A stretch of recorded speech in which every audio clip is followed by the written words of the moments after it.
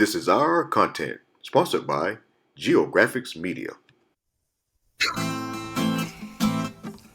I'm a liar, barely feel remorse. I'm a cheater, letting my nature take its course. Let's go. If we're gonna struggle towards something. So with this endeavor that we got going right now, hey, I'm all in, man. Like we got to work for ourselves to do what we do. Like there's a certain transfer of energy that takes place, and when you're focusing your energy towards something that you're passionate about, you start to uh, uh, uh, give less energy to the things that you just kind of have to do, to get to the next month and all that kind of thing. So it's really just an energy transference that occurs, and the people who you see on a daily basis, like at work and places like that, they don't they may not understand it, but they do notice it, and people around you notice it. But it's just an energy transference. It's the core energy of who you are is being focused in a way that is going to reap benefits uh, uh, in the way that serves you and it serves the people around you in the community better. So it's just an energy transference, man. That's all it is. Oh, that's a good. I mean, that's a good way to look at it too, man. Because like it goes back to the old adage. You reap what you sow. So if you reaping something positive, you're going to get something positive Right. out of it. So that's that transference of energy. If it was negative, it would be negative energy we would be getting back. But some people thrive on that negative energy. I had that thought today, bro, about how people, they is a division through social mediums because people are gonna find what they're looking for. If you're looking for a vacation spot, you're gonna find it. If you're looking for uh happy holidays, you're gonna find it. If you're looking for, some thug stuff, you're gonna find it. And it's a constant divide. And I think that's why people are so self-centered now because uh different social media has, you know, created a way to give it to people their way. So I you Right. know, I mean, Right. I think that our project here with our content is just a positive medium, man, where we clowning and like Rob said, we hanging out, man. We doing what we do and just showing love to not only each other, but to the listener, the people around us or whatever, man. So I'm so stoked about what's to come. I really am because I know I have such a belief in it. Right. I'm a, I'm a. Last week we talked about Robert Townsend. Hey, I don't know if I'm really to max out a whole bunch of credit cards, but but I'm still, happy about what we got Don't going, do man. that. I promise I won't. I believe in the vision, but you know, I want to have some money while I'm visualizing. I can't do that, bro. I mean, yeah. And the thing is, there is this misconception that people have to hit complete rock bottom and just roll around in the dirt and before they can actually stand up and walk in their purpose.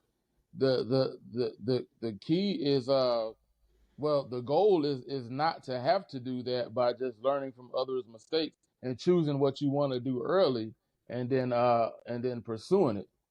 Sometimes when we have a purpose that, especially if it's a God related or purpose driven goal in life, then he may strip us of some of the things that are distractions or things that we're secretly worshiping or whatever that'll distract us from what he wants us to do. So we might get knocked down a peg or two because of that. But that's more or less a pride thing. We can still determine where we get up when we determine where we stop playing around at. You know what I'm saying? And where we get real at. So that's really, I mean, it doesn't always take that. Sometimes I believe the earlier people kind of figure out what they want to do and gain that vision of where they want to go and they start on that road. If you're young, you're probably not going to have anything anyway. That's true. But as we get older, we tend, yeah. So when we get older, we tend to accrue more things. We get more possessions. We get cars, we get more clothes, we get more accounts. Different type of accounts, and we start in some way we start feeling ourselves. But that's the worst thing you can do. Worst thing we can do when there's a purpose that we know that we should be pursuing, but we're trying to find all this security in these other things other than that, and when it's something that you're really supposed to do, you'll never really feel comfortable doing that other stuff until you just say, you know what, I got to put all that down, man. You know, and it's really not even starting from the bottom because you're freeing yourself from the trappings of a lot of nonsense. It's almost like you're lightening your load, so to speak. Low lightning is very much an essential part of growth. And, and people don't want to Right, understand that. Like, I look at growth like clothes. I can't wear the clothes that I wore when I was 15. I can't wear the clothes that I right, wore when I was, 20. What happens is as we grow, the stuff that doesn't fit our growth, we have to get rid of it. The people that don't fit our right, growth, we have to get rid of it. We have to take those clothes off, bro. In the Bible, it even talks about your grave clothes. You have to take those things off, man, because I mean, you have to let people go. You have to let things go. You have to let certain possessions go. You have to just lighten your load. I once talked to this young lady, man, and I gave her this analogy, and it's biblical, of course. But I was telling her how if if God pulled up in the car and said, "Yo, get in the car, let's roll," right, a lot of people would get left because they are going to think of something that they forgot. They're going to want to take that suitcase. They're going to want to take that baggage. They want to take that baggage with them, and he hmm, don't need that. You can't have baggage to go where God is trying to take you, where you're, where anywhere we are trying to go, we can't hold on to stuff. We couldn't, you know, during the college years, man, a lot of the people, like, fortunately, our crew, our our base crew, we stayed together. We right, added people from our respective colleges into that base crew. Now we just one big family. But it's some people that we were cool with back in the day that couldn't go. They don't, they right, weren't ready for that experience, and a lot of people still not. And it's not to say that you got beef with these people or that you look down on these people or whatever the case may be. But the fact of the matter is, we were growing again towards the purpose that we are supposed to go into. You know, and right. you have to let some things go, man. Some people go, some habits go.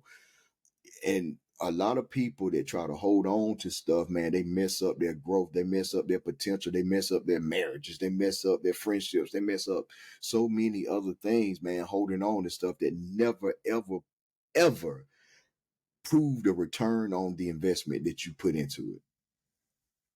And that's real. That is pride. Pride. Uh, pride in our accomplishments, pride in our possessions, you know, pride in just the pride of life, period, of our accomplishments and who the things that we think define us as who we are. But when you start really walking in your purpose, you realize it doesn't even matter the things that you can accrue, all the things that you can take onto yourself.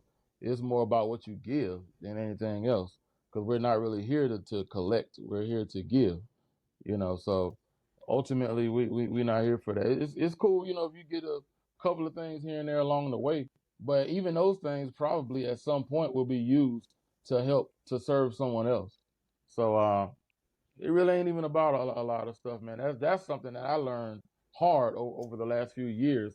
That was a real lesson that I learned, and I realized that it's not really always about having certain things. And if I am going to have certain things, I best believe there's a certain purpose that God has for me that He wants me to do with it. He doesn't want me to just, hoard it unto myself and just be a miser and hold on to all these things.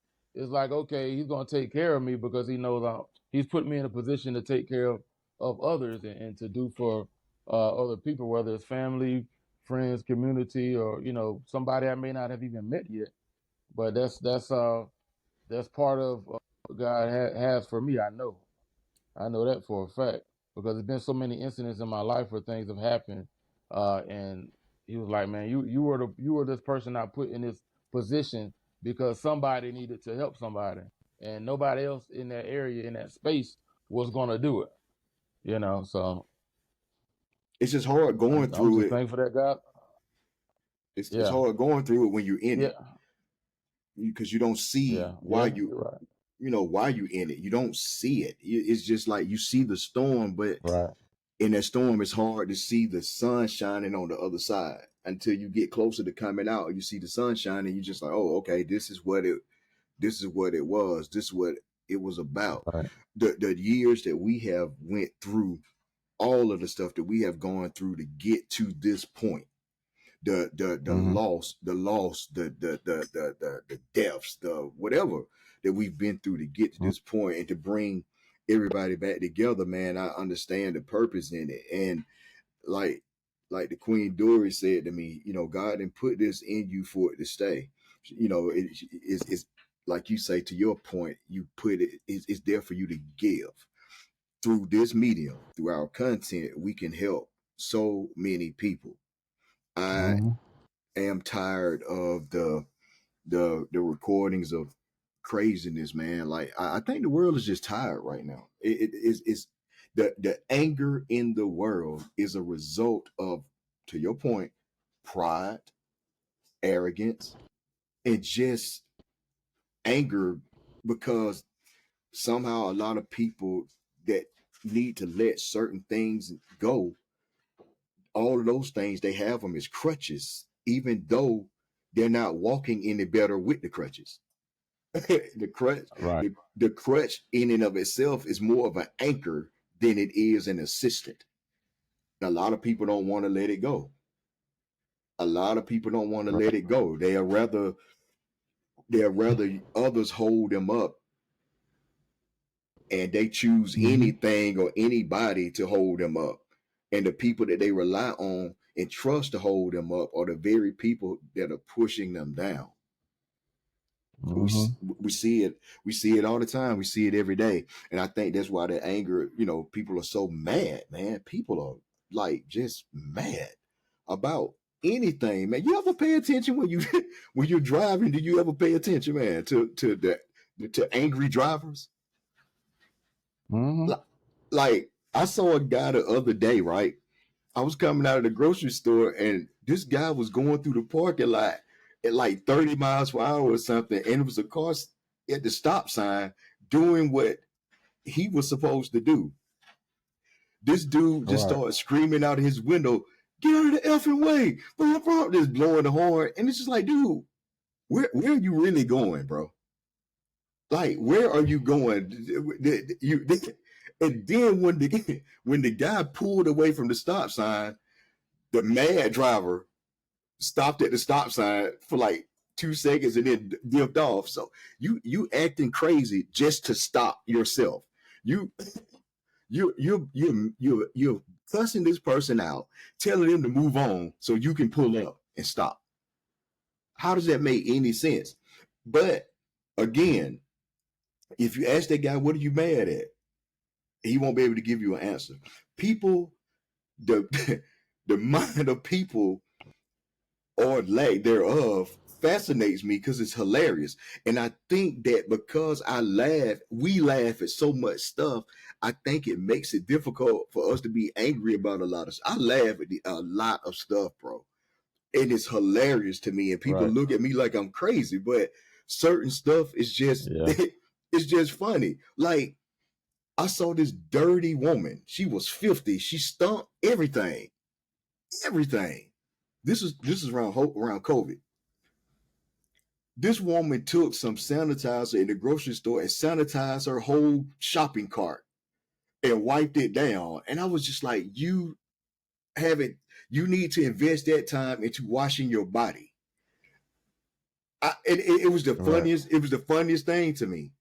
Or, or the dude that was talking about how dangerous it is to be outside because you can get COVID and this, that, and the other. And he bought like 6 cartons of cigarettes. You know, Right. you fear COVID, but not cancer. Okay, and it's just people, the stuff that people take in and believe in Mm-hmm.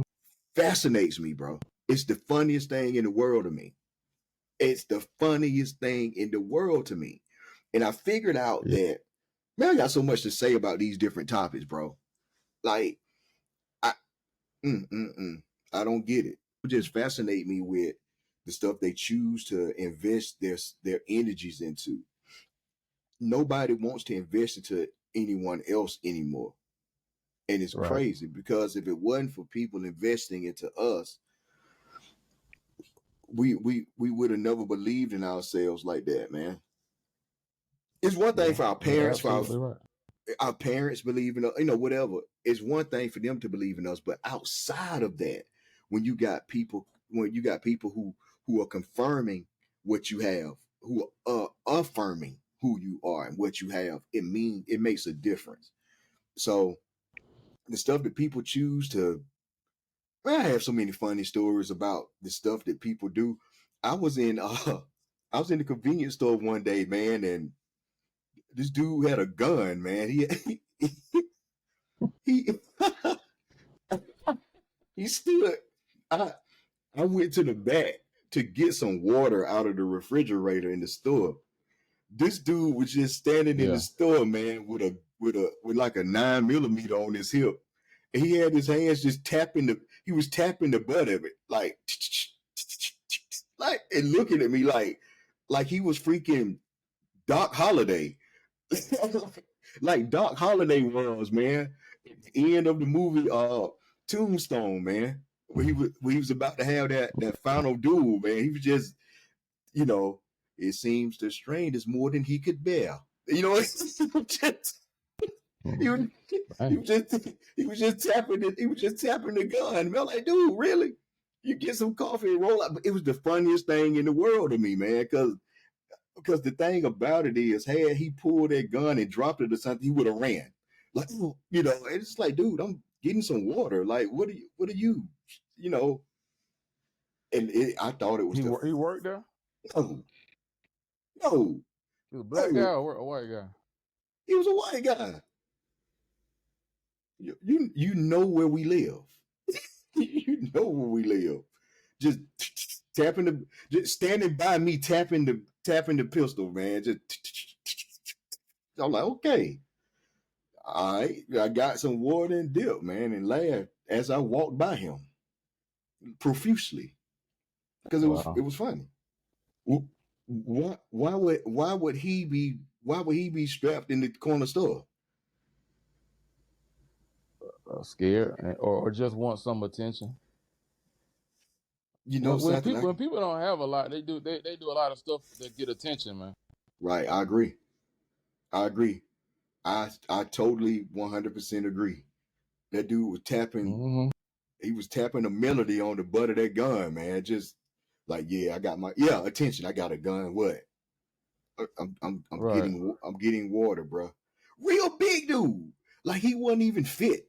He was just this big dude, man. That he had to lift the side of his he had to lift the side of his stomach, man, to tap the to tap the butt of the Right. gun. Real big dude, man. It's just like, okay,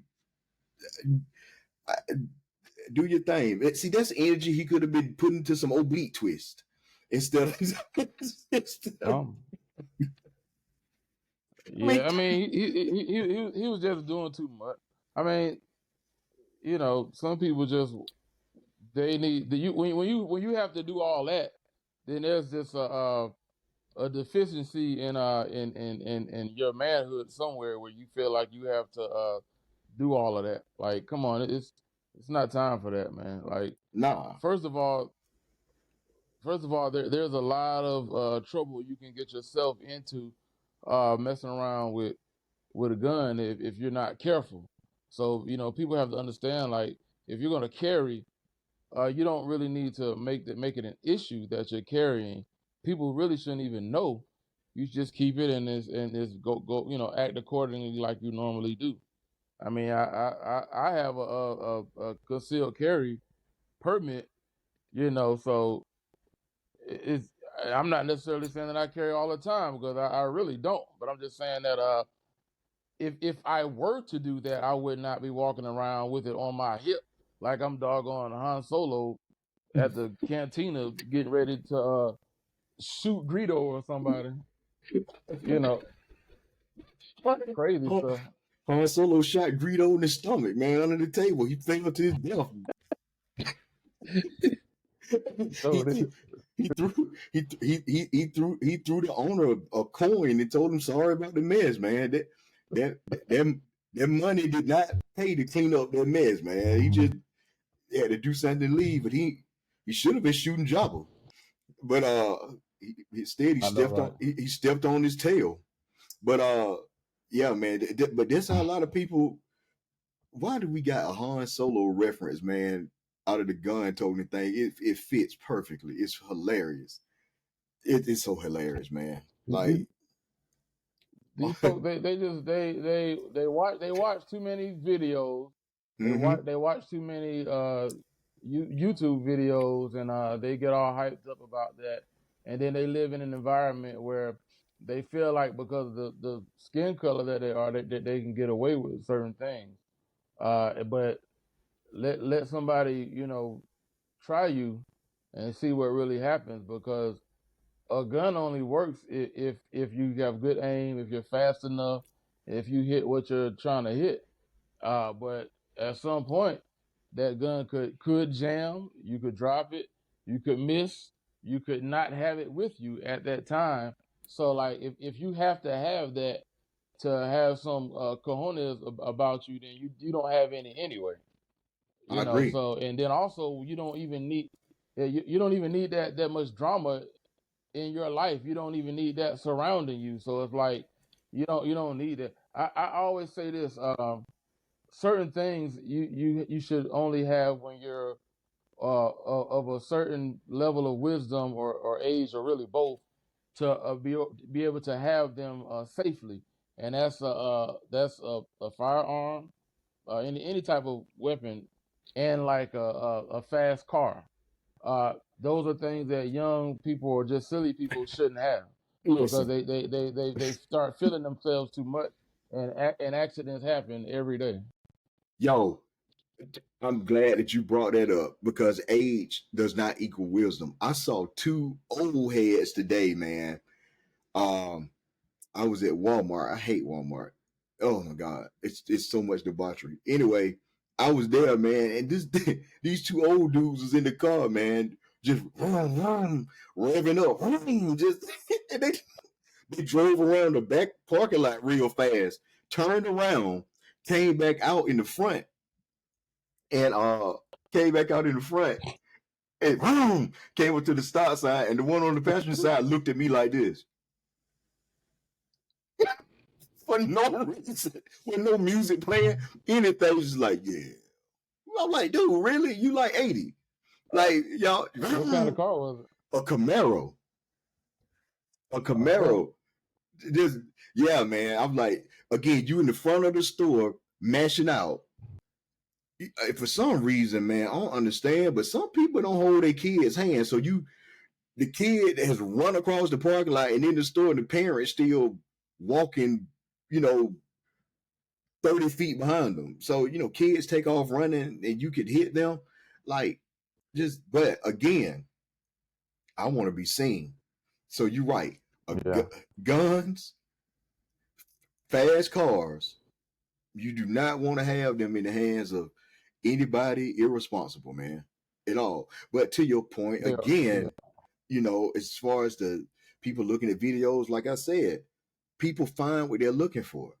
So hmm people look at all these different videos of stuff that interests them because number one, and this might be the only number, but people have to find something to justify their thoughts. They want to feel like they are like-minded people. So if they can find a community of like-mindedness, then they feel like, hey, I'm in the right. Like the stuff that I'm feeling is right. And again, right.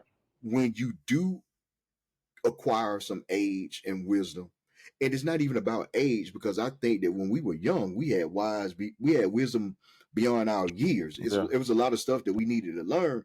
But again, you can't be 40, 50, 60-year old man or woman looking for dumb stuff to affirm. If you at that age looking for something to hold on to, this to make you feel again like you right about something, to justify your adulthood in that, then that's a problem in and of itself, and you very much a danger to humanity as far as I'm concerned. It's seeking validation, Right. and really there's I can't say that there's a right way to seek validation, because you really There shouldn't. isn't. There isn't. You don't need to seek validation. You don't have to. God allowed you to come through that canal and see the light, and you're out here walking on two legs. You don't need validation, because God saw you as valid enough to breathe life in you. He has some ultimate purpose for you. So that's validation enough that you made it. No matter what Right. your situation is, you were needed in some capacity to be allowed to beat out all the other swimmers and to make it into this life. So hey, that's enough. But and buying things. I mean, I ain't gonna lie. The whole Camaro thing is funny to me. It's That's hilarious. hilarious. But because I like fast cars. I don't own a fast car, but I like fast cars. But I don't. The Walmart parking lot, when it's open, it's not the place for it. If it's closed, if it hadn't opened up yet, it's 5 o'clock in the morning or it's after midnight, and y'all in there doing donuts in the parking lot, then knock yourself out. I mean, but when it's like people are, but that's the thing. If there were not people there, they wouldn't be there, because they're not. There's no one to see them Correct. actually, doing all that. So I'm like, all right, Racer X. Or speed racer, man, just me in a fast car, just me in a fast car, just I think they, they should have been I, playing Tracy Chapman, man. It I just know, right? I just once gonna had a fast car, and I raced a couple of times, but not like not in like a space where there were a heavily congested area. No, it was what like an early Sunday morning where did you with no race? cars out. I used to race on South Cobb Drive on like Sunday mornings when I had my El Camino. Why That would you do that car that? was real fast, Did you win? huh? Did you win? I raced a Porsche on South Cobb Drive, and I beat it. Wow. Didn't beat nobody else, but I beat that Porsche.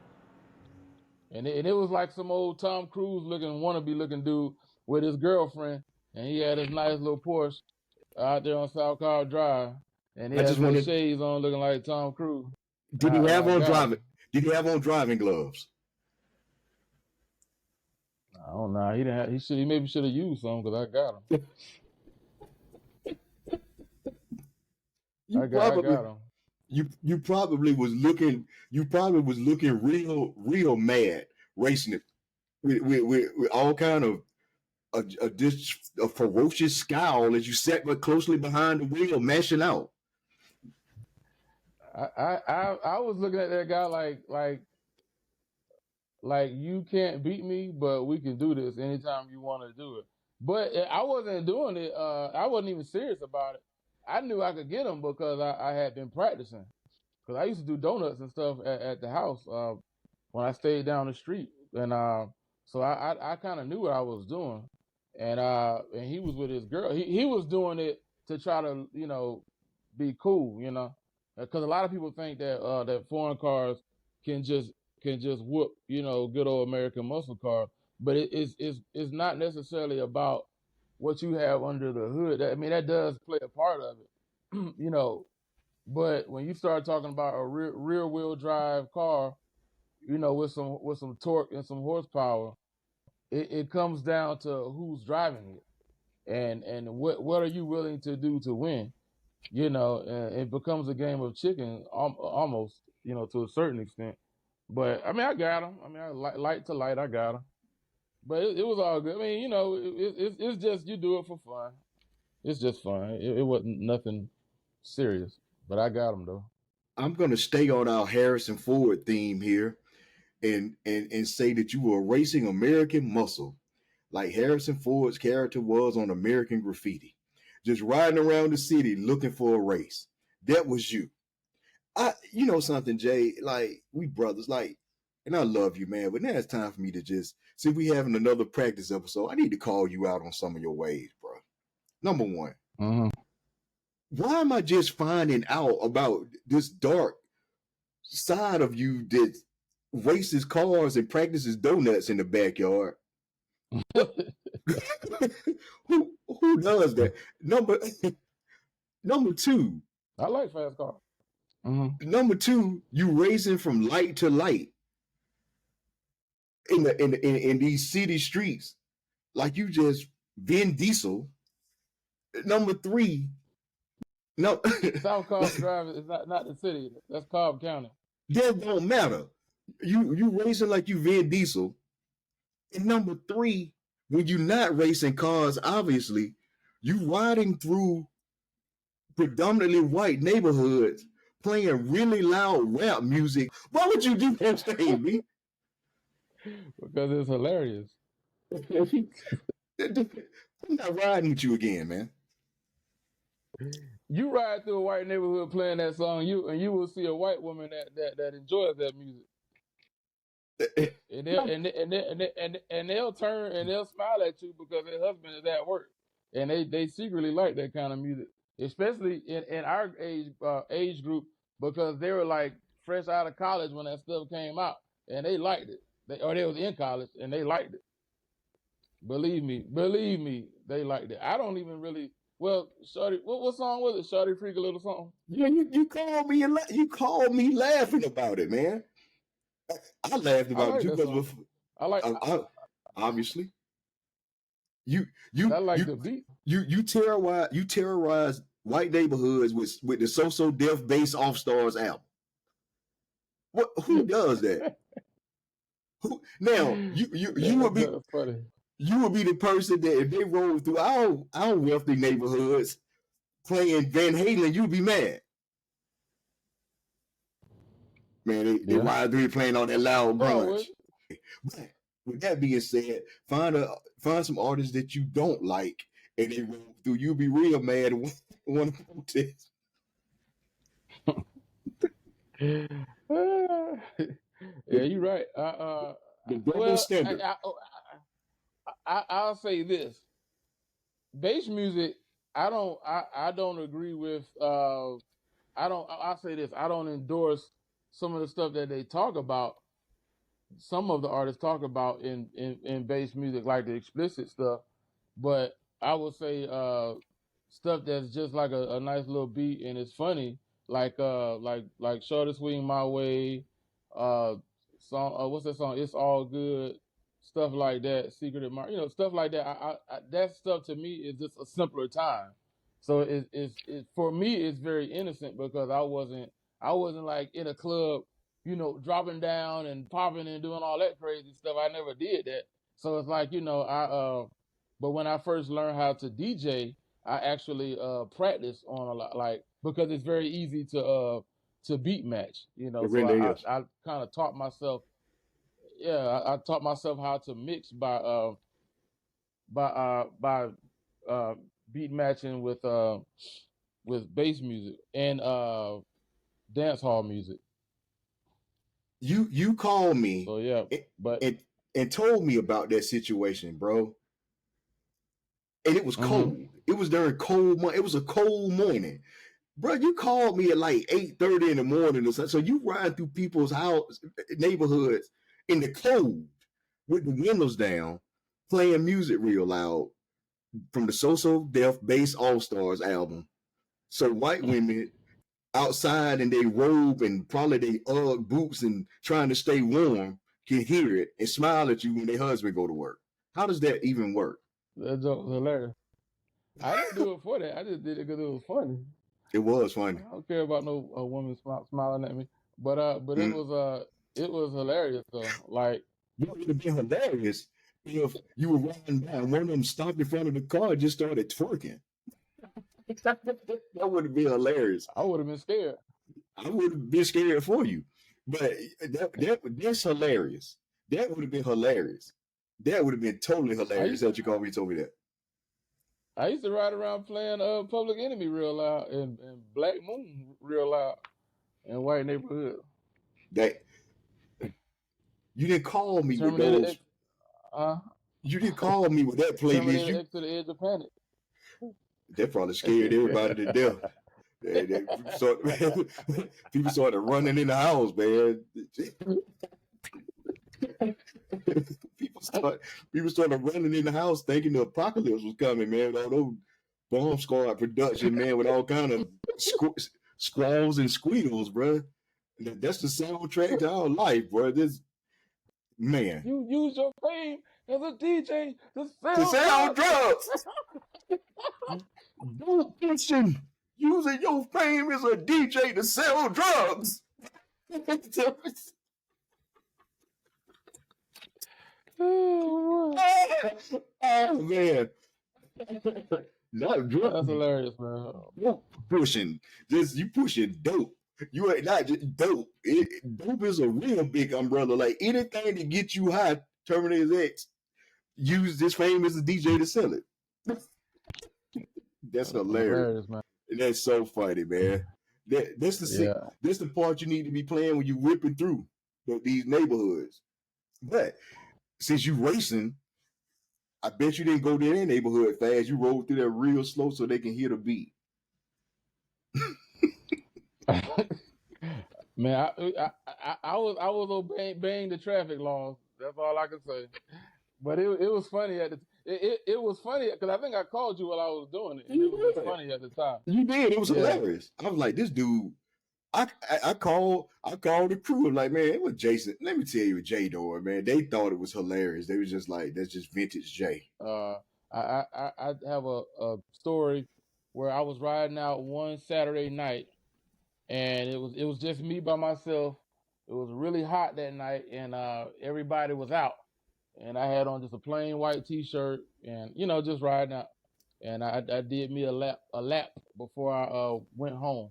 And anyway, I was on Peachtree, and I saw this I heard this how speakers sound when they're beating out in the car, and it was just like boom, boom, boom. And so I looked to my right, and there was a really clean red Eldorado, two-door joint, and it was kind of modern. It was close to the year that it was when I saw it, and it had like a really nice candy paint job on it, and it had some straight up like gold Dayton's on it, and it was just beating, but it had like this really dark tint. And so anyway, we were in traffic together, and the window came down, and it was MJG was in there. And he smiled at me. He looked at me. He looked at my car, looked it up and down, and he smiled at me. And he threw up the deuces, and he had like a whole grill full of gold TV smile, and then he just took off. That's a good story for real. MJG was probably playing space age pimping in the car, man. Just if he just looked at you and nodded. Did you try to race him? Nah, I'm not gonna race a Cadillac on Peachtree. I didn't race on Peachtree. Again, you don't race on if you race on Peachtree, you are crazy. I don't know. I'm just hearing about this speed demon that you are on, for no reason. I'm learning new stuff. Oh, I'm terrified of fast cars. I'm terrified of fast cars, B. I don't like fast cars, and I don't like motorcycles, bro.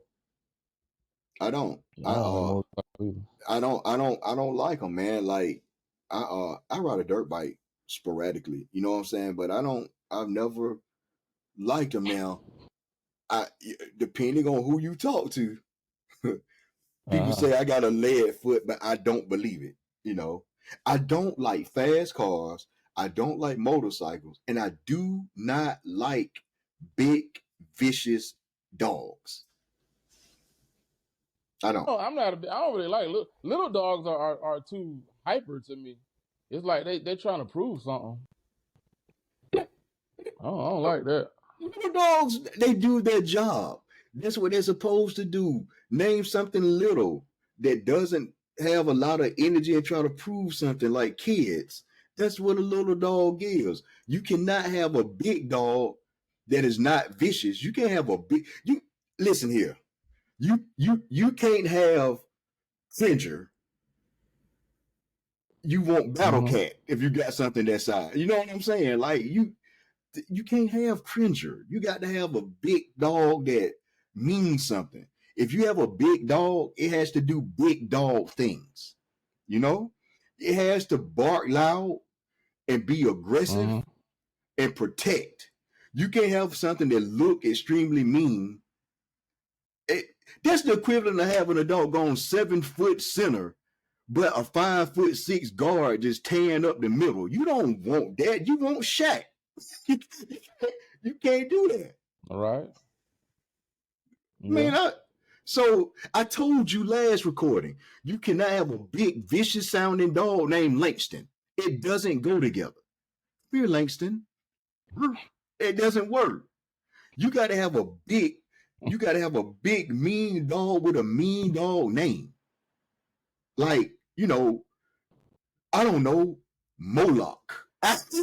Something Moloch roof. Like, you gotta have that. That's just my Yeah. I take on it. mean, I don't know. To me, when you have a dog, well, dogs are pets are like people in the sense that you got to be careful what you name them because they'll act out on that. Words have carry energy and power with them. So I wouldn't have a big dog with no crazy name. Like people have these big dogs and they call them like Nino and uh uh uh, uh you know, Scarface and all that kind of crazy stuff. I'm like, Glock, stupid names. Like, why you, like, I'm not with all that. You got a Like, dog. I, You got a I, dog named. You got a dog named Glock. Uh, mm-hmm, my cousin, who is mm-hmm, cool cat man, real laid back dude, had a cat, bro. We talking about what's in the mm-hmm. name. He had a cat named Pussy, and Hey, that's a cat's name. it's a cat's name. Pussy and the family lived out of town. They did well with themselves. Pussy had a real cushy life, man. He ate little cat snacks, had a nice little litter box, and I think the litter box may have been custom made. Had little pillows around the house that said "pussy" and all kind of stuff. Pussy came to Elberton. That's fine. It is hilarious. Pussy came to Elberton. He somehow wandered off because he was in a different surrounding. He didn't know he wasn't in Bel Air anymore. He was in Elberton and walking around on the block. Right. Some other cats killed Pussy. They beat him to death. Dang. My cousin cried because he loved his cat. My Right. uncle, my uncle was smoking a cigarette. Yeah, Pussy dead, huh? Wow. My cousin was lost it. My cousin was so hurt, man. My my uncle took another drawer and said, "Pussy didn't have what it takes to survive in the ghetto." Lost my mind. I couldn't help it, man. Pussy didn't have what it takes to survive in the ghetto, and walked Dang. on. Man, man, my cousin talked to me for a minute. It was the most funniest line ever. It was hilarious, man, because my uncle, my uncle didn't have any other words to say to it, man. That's one of those moments where you just don't say nothing. You just got to be quiet. You can't think of anything better to say than that. It's, Talk about the ghetto. of course, in my head, I heard a mixture of Donny Hathaway and Too Short in my head at the same time, man. The ghetto. It started playing in my head, man. And I couldn't do nothing but laugh. It made it worse. The Too Short version kicked in, and right before the second verse kicked into my head, and it was like, trying to live my life, the ghetto. Won't you tell about it Too Short? Man, that's the part. That's the part that was playing in my head, man. I could not stop laughing. My cousin wanted to fight. So like, I'm sorry, dude. But I just that's all I can hear in my head after that line, man. It's like it was like, this is how it works, son. Check this out. Listen, B. It was like, yeah, pussy in the hand what it take to survive in the ghetto. And then instantly it was like doom, doom, doom, doom, doom. It kicked in just like a cinematic moment, bro. Like, it was Wait a minute. hilarious So to the me. song actually, the song actually came on. No, in my head, it wasn't out, Oh, okay. but it played out like a scene in a movie. So if it was an Right. actual scene in a movie, that is how it would have been. That would have been the arrangement of it, because Mhm. the line wasn't meant to be malicious. He was trying to say something comforting, and he had the cigarette and was real quiet, and I heard him blow it out. It was like, pushing it hard what it take to survive in the ghetto. Doom, doom, doom, doom. How was that comforting? I don't know. There's nothing. There's I nothing don't know. comforting about that. It First was, off, the fact that my cat is dead is bad enough, and then you reminded me that I'm in the ghetto. Because not only am I upset that I know I need to change my environment. That's horrible. you know my That's real environment. bad. You know our environment is not the ghetto, man. We live in a nice, we live in a black neighborhood, but it's not ghetto like that.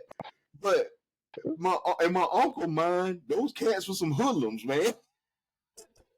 They kill pussy, man.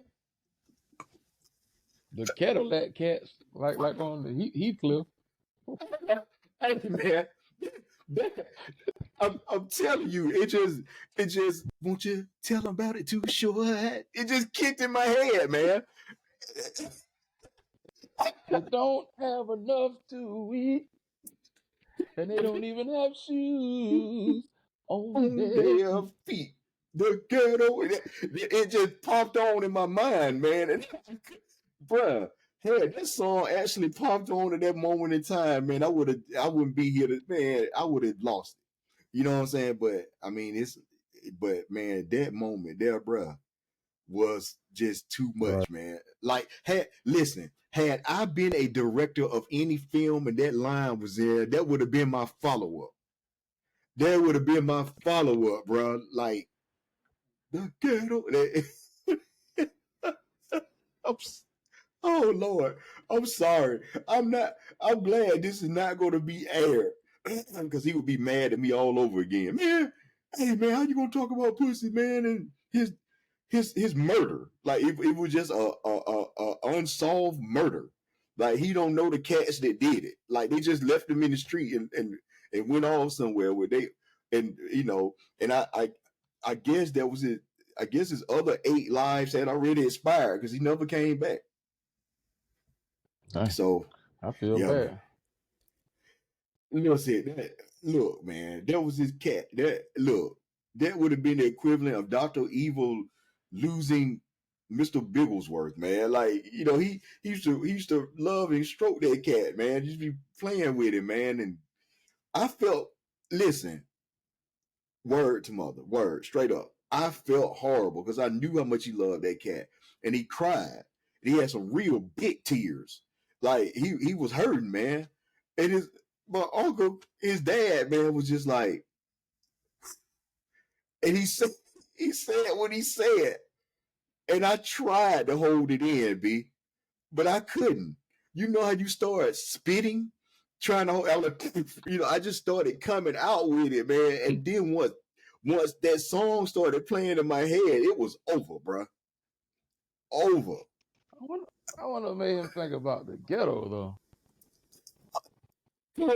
What he was saying was is pussy was soft. Like he had lost all of his instincts as a cat because he was being coddled.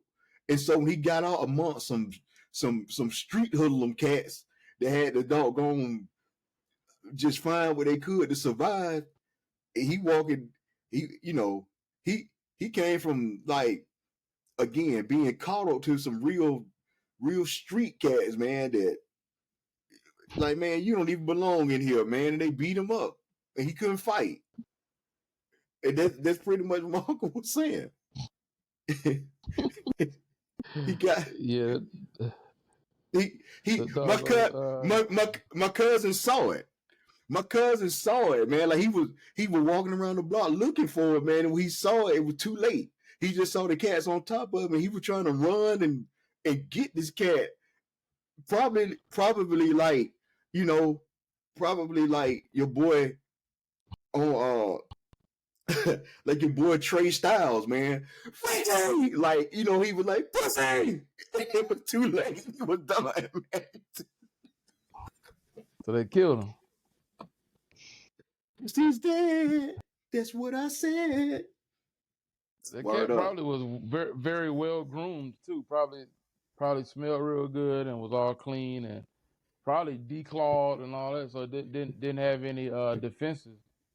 Should have kept that cat in the house. He did. He kept him in the house, but gonna bring him out in unfamiliar territory, man. So I guess the cat decided he was gonna go for a walk, man, and got.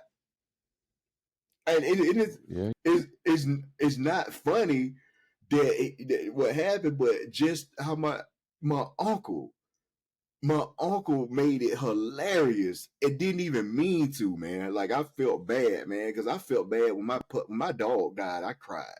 Like, I was like, wow, but Yeah. she could I fight. feel. I mean, right. I mean, Langston is that's the longest I've ever had a pet. And so I would say that if something happened to him, I would be hurt. Um, so I get it. I mean, like I said, the only other pet that I had for any length of time was I had a pet turtle, and he died, and I was hurt. But but more than anything else, I just didn't want to reach my hand in that tank and pick that dead nasty turtle up. Where did you get a turtle? It was disgusting, huh? Where I did had you a get a turtle turtle? from where? Yeah, where did you get a turtle? When? No, where? Somebody gave him to me. Some girl I was dating or something. She went on a trip to like Savannah or somewhere, and she brought it back. She brought it back in a shoebox, and gave it to me. So I went and got the little glass tank and all that. Put some rocks in there, a little water, some leaves, and some turtle food. And I had them for about 2 years. What makes one give someone a turtle as a grown up? I probably in conversation at some point told her I like turtles. What? Sea turtles are my absolute favorite animal in the world, but this wasn't a sea turtle. It was it was a one of those like land water tortoise uh, uh, joints.